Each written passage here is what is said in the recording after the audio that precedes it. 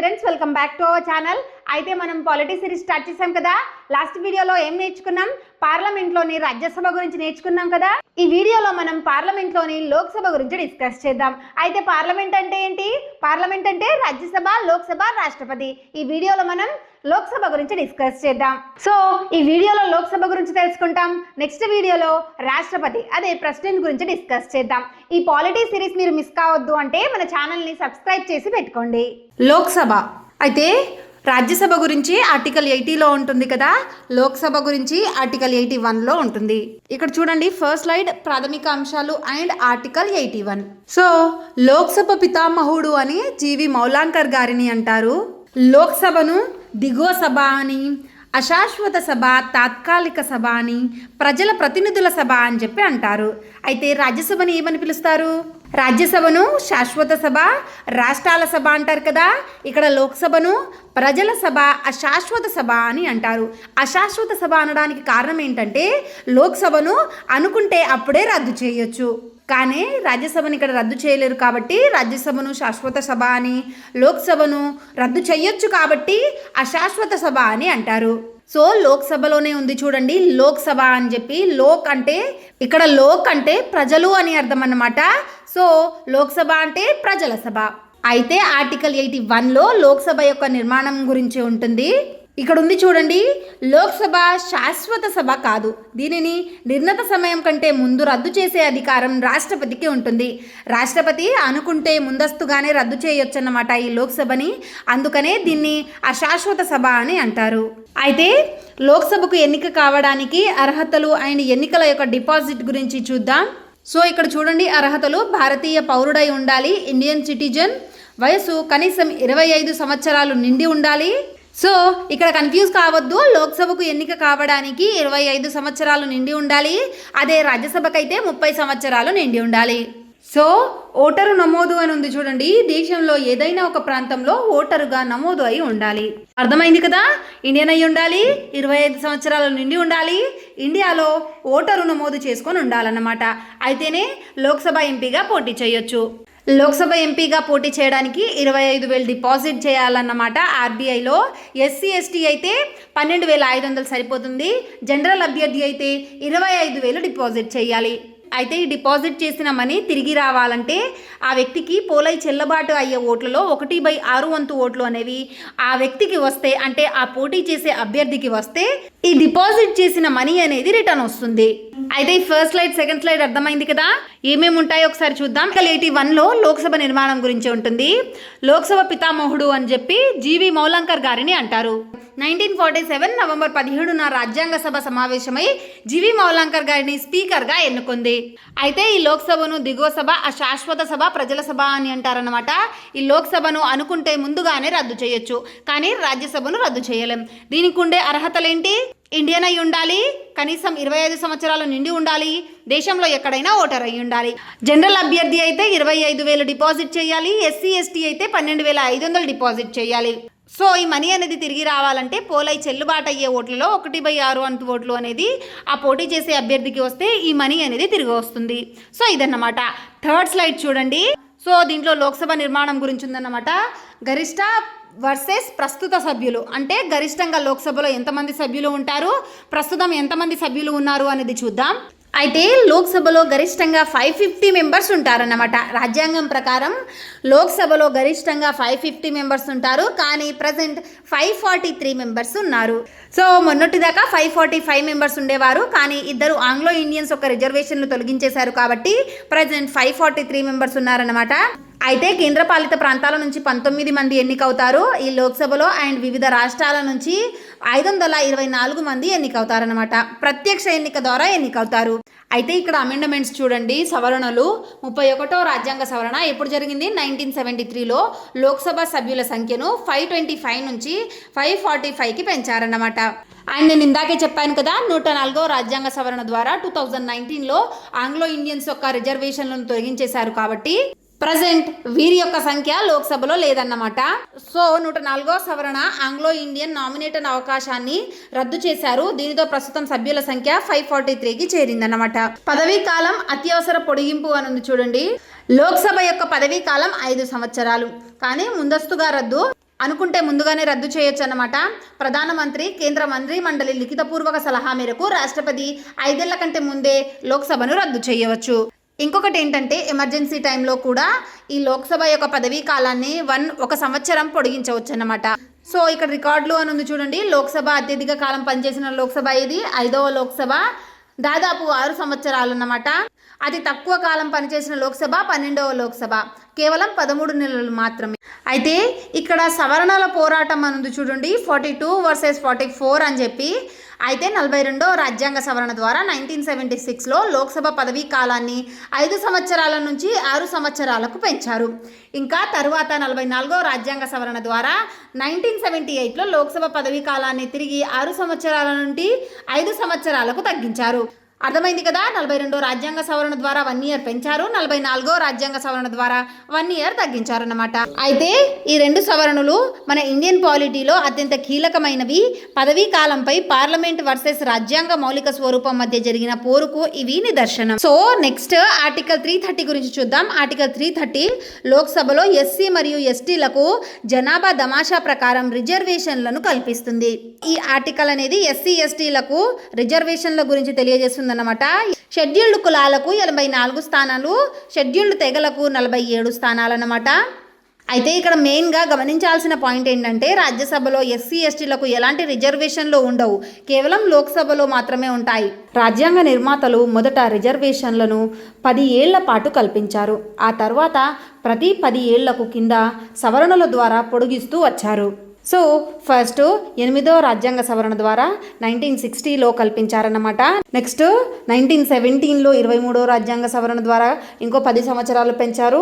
ఇంకా 45వ రాజ్యాంగ సవరణ ద్వారా 1980లో ఇంకో 10 సంవత్సరాలు పెంచారు. దాని తర్వాత 62, 79, 95, లాస్ట్లో 104వ రాజ్యాంగ సవరణ ద్వారా మొన్న 2019లో మరో 10 సంవత్సరాలు ఈ రిజర్వేషన్లను పొడిగించడం జరిగింది. ఇక్కడ ఉంది చూడండి 104వ రాజ్యాంగ సవరణ 2019 అని చెప్పి. దీని ద్వారా ఎస్సీ ఎస్టీలకు రిజర్వేషన్లను మరో 10 సంవత్సరాలు పొడిగించారు. కానీ ఆంగ్లో ఇండియన్స్ యొక్క రిజర్వేషన్లను మాత్రం పొడిగించకుండా రద్దు చేశారు. నెక్స్ట్ ఆర్థిక అధికారాలు, లోక్సభ గుత్తాధిపత్యం. అయితే లోక్సభలో ఏ బిల్లులను ప్రవేశపెట్టవచ్చు అనేది ఒకసారి చూద్దాం. ఈ క్రింది 3 అత్యంత కీలకమైన బిల్లులను మొట్టమొదట లోక్సభలోనే ప్రవేశపెట్టాలి, రాజ్యసభలో కాదు. ఇక్కడ మెయిన్గా చూడండి, గమనించండి, రాజ్యసభలో ప్రవేశపెట్టలేరన్నమాట. ఈ బిల్లులను కేవలం లోక్సభలో మాత్రమే ప్రవేశపెట్టాలి. ఏంటేంటో ఒకసారి చూద్దాం. ఆర్టికల్ 112 కేంద్ర బడ్జెట్ను కేవలం లోక్సభలో మాత్రమే ప్రవేశపెట్టాలి. ఇంకొకటి ఆర్టికల్ 110 ప్రకారం ద్రవ్య బిల్లులను, ఆర్టికల్ 117 ప్రకారం ఆర్థిక బిల్లులను కేవలం లోక్సభలో మాత్రమే ప్రవేశపెట్టాలి. వీటిని రాజ్యసభలో ప్రవేశపెట్టకూడదు. సో అర్థమైంది కదా. రాజ్యసభలో ఏ బిల్లులను ప్రవేశపెడతారు? మరి రాజ్యసభలో కేవలం సాధారణ బిల్లులను మాత్రమే ప్రవేశపెడతారు. ఈ 3 బిల్లులను లోక్సభలో మాత్రమే ప్రవేశపెట్టాలి. అయితే రాజ్యసభకు ఈ బిల్లుల విషయంలో పరిమిత అధికారాలు మాత్రమే ఉంటాయి. ఆర్థిక వ్యవహారాల్లో ప్రజల ప్రతినిధుల సభకే అంతిమ అధికారం ఉంటుంది. అర్థమైంది కదా. ప్రజల ప్రతినిధుల సభ అంటే ఇక్కడ లోక్సభ అన్నమాట. లోక్సభకే ఈ బిల్లులపై అంతిమ అధికారం అనేది ఉంటుంది. మనీ బిల్స్ వర్సెస్ ఆర్థిక బిల్లులు. ఆర్థిక బిల్లుల గురించి 117 ఆర్టికల్లో ఉంటాయన్నమాట. ప్రభుత్వానికి వచ్చే మొత్తం ఆదాయం మరియు చేసే ఖర్చుల వివరాలు దీంట్లో ఉంటాయన్నమాట. ద్రవ్య బిల్లులు 110 ఆర్టికల్ దీని గురించి తెలియజేస్తుందన్నమాట. మనీ బిల్స్ అని కూడా అంటారు దీనిని. సో ఇక్కడ ద్రవ్య బిల్లు అంటే పన్నులు విధించడం, పెంచడం, తగ్గించడం లేదా రద్దు చేయడం అన్నమాట. ఇక్కడ గోల్డెన్ రూల్ అని ఉంది చూడండి. ద్రవ్య బిల్లులు అన్నీ ఆర్థిక బిల్లులు అవుతాయి, కానీ ఆర్థిక బిల్లులన్నీ ద్రవ్య బిల్లులు కావు. ఇక్కడ ఈజీగా మ్యాప్తో ఉంది చూడండి. సో ఆర్థిక బిల్లుల్లో ద్రవ్య బిల్లు అనేది ఉంది, కానీ ద్రవ్య బిల్లుల్లో ఆర్థిక బిల్లులు లేదు కదా. సో ద్రవ్య బిల్లులు అన్నీ కూడా ఆర్థిక బిల్లులు అవుతాయి, కానీ ఆర్థిక బిల్లులు అన్నీ కూడా ద్రవ్య బిల్లులు కావన్నమాట. రాజ్యసభ పరిమితి. లోక్సభ ఆమోదించిన ద్రవ్య బిల్లులను రాజ్యసభ కేవలం 14 రోజులలోపు ఆమోదించాలి. ఆమోదించకపోయినా 14 రోజుల తర్వాత ఆ బిల్లు పాస్ అయినట్లే భావిస్తారన్నమాట. నెక్స్ట్ సభాధ్యక్షుల గురించి చూద్దాం. స్పీకర్ అండ్ డిప్యూటీ స్పీకర్ గురించి. ఆర్టికల్ 93 లోక్సభ తన సమావేశాలకు అధ్యక్షత వహించడానికి సభ్యుల నుండి ఒక స్పీకర్ను, ఒక డిప్యూటీ స్పీకర్ను ఎన్నుకుంటుంది. అర్థమైంది కదా. మళ్ళీ చదువుతాను చూడండి. లోక్సభ తన సమావేశాలకు అధ్యక్షత వహించడానికి సభ్యుల నుండి ఒక స్పీకర్ను, ఒక డిప్యూటీ స్పీకర్ను ఎన్నుకుంటుందన్నమాట. సో ఆర్టికల్ 94లో ఏముంది చూడండి, తొలగింపు ప్రక్రియ.